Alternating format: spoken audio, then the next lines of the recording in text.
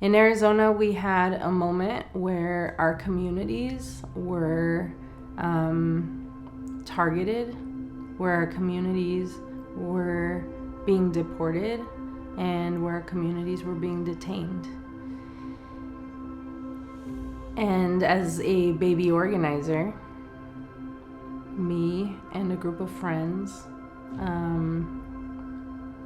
we didn't know how to respond, but we knew that we needed to respond. And, you know, one of our mentors, she brought us into a room, and I remember her prepping me really fast. And as you know, as an organizer, sometimes it's trial by fire. And so it's like you get prepped and you gotta go.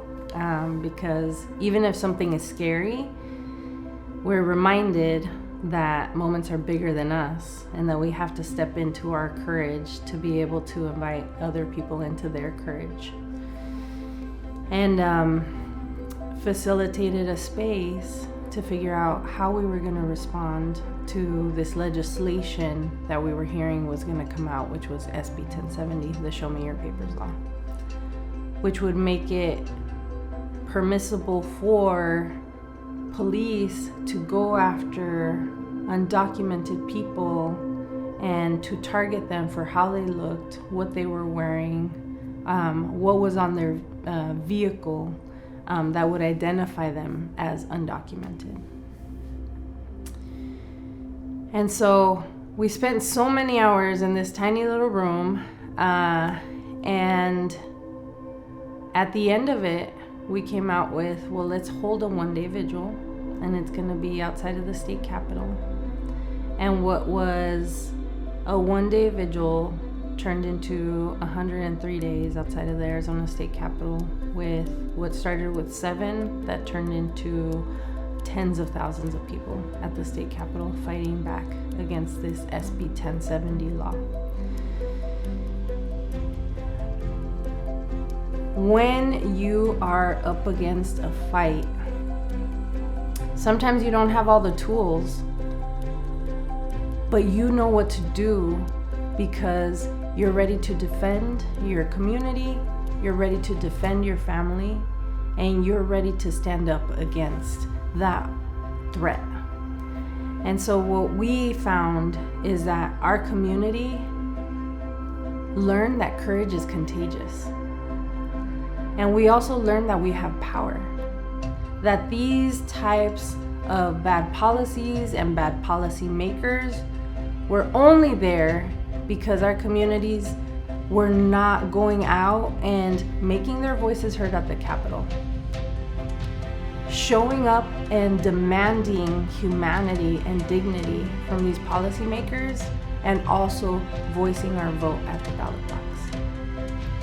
And so that summer, we set a tidal wave of people into action that has not stopped for over 10 years. And we have been organizing every single year.